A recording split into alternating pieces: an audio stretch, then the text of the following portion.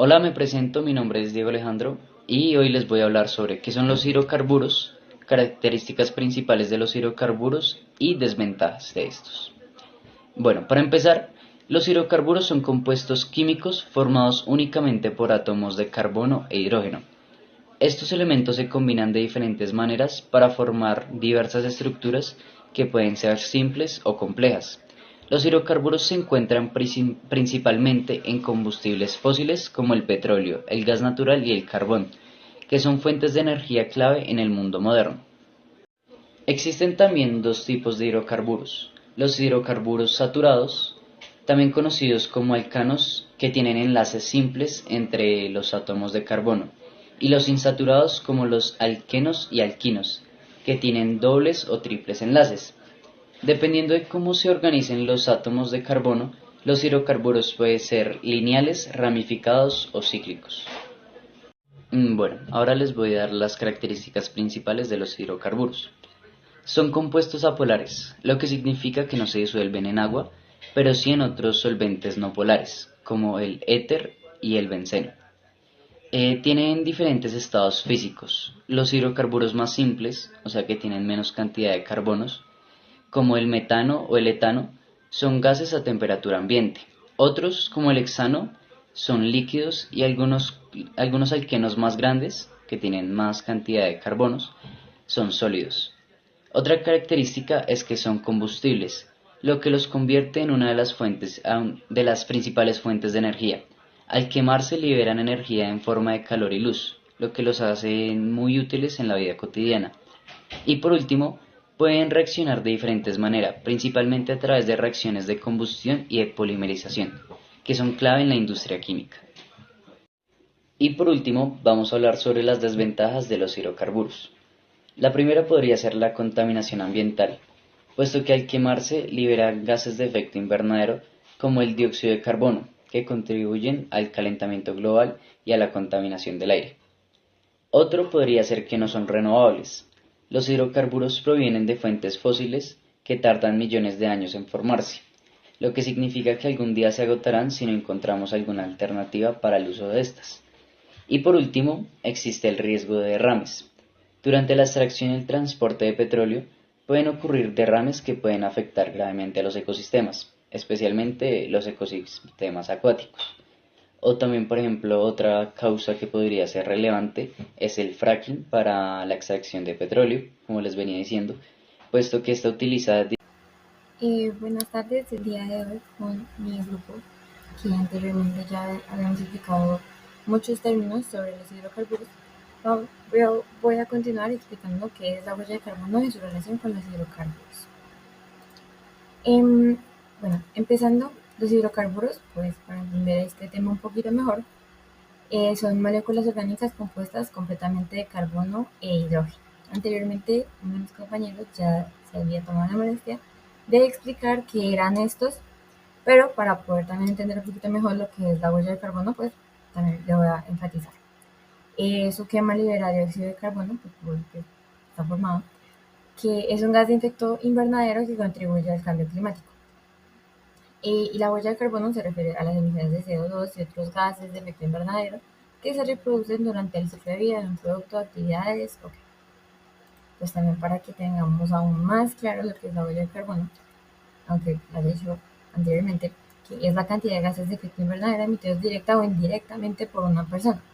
Esto indirecta o indirectamente ya lo vamos a entender un poco mejor mediante un gráfico. Em, También se expresa por un producto o actividad expresada en términos equivalentes pues, al dióxido de carbono. Esta es la gráfica que yo digo en la que podemos entender aún más lo que es la huella de carbono.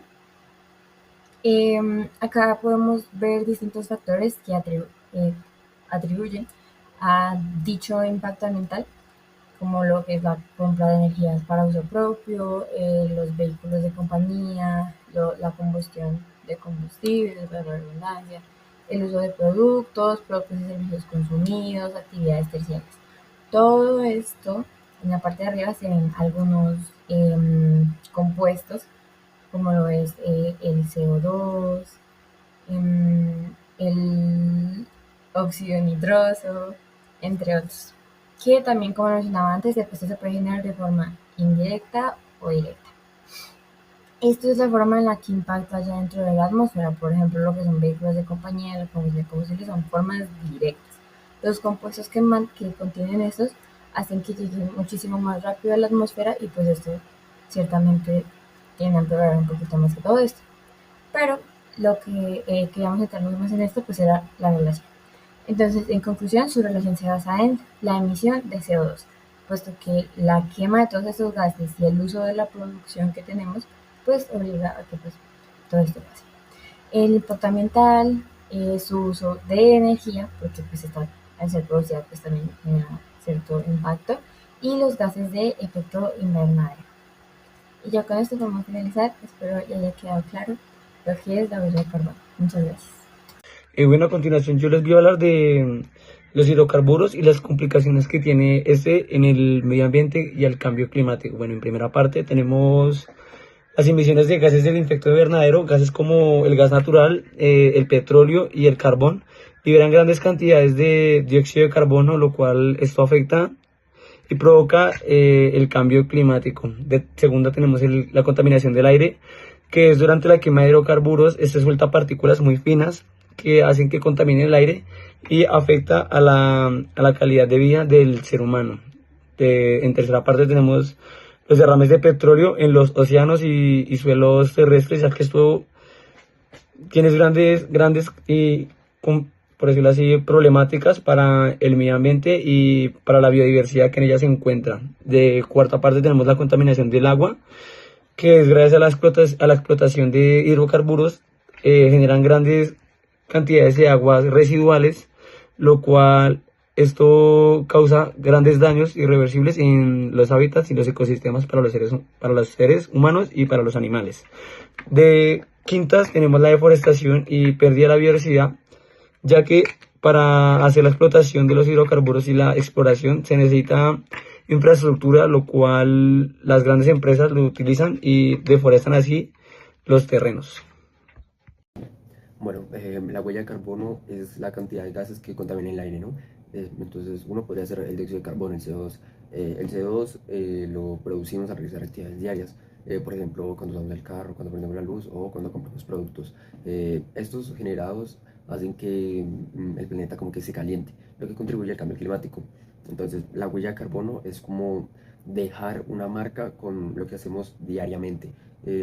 Una de las cosas que podemos hacer para reducir esto sería dejar de usar en sí como cosas no tan necesarias o que pueden ser suplantadas por otras para que haya una reducción del CO2.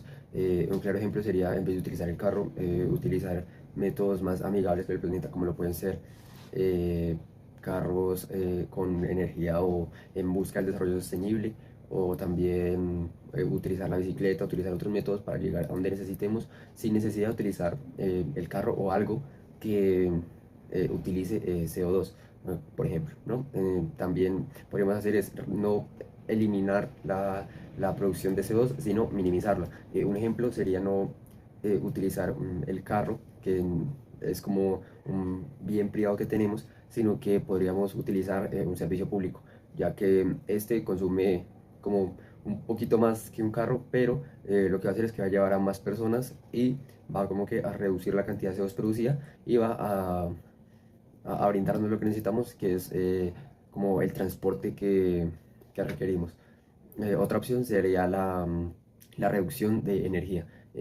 Por ejemplo, si yo en este momento me encuentro en el estudio de mi casa, la cocina, el baño, los otros lugares que no estoy utilizando o las cosas que no estoy utilizando, como por ejemplo un televisor o un bafle o algo que no necesite, estar desconectado. Porque aunque estén conectados, si tienen algo intermitente o una luz constantemente prendida, poquito a poco van a ir gastando cierta energía que nosotros solo vemos como un gasto monetario, pero lo que estamos haciendo es que se está gastando luz, por lo tanto se está gastando más de donde proviene esa luz, y por lo tanto estamos gastando más CO2, o sea que poco a poco con dejar una luz prendida podemos estar aportando a esa huella de carbono que lo que hace es debilitar el planeta con el cambio climático y el calentamiento global.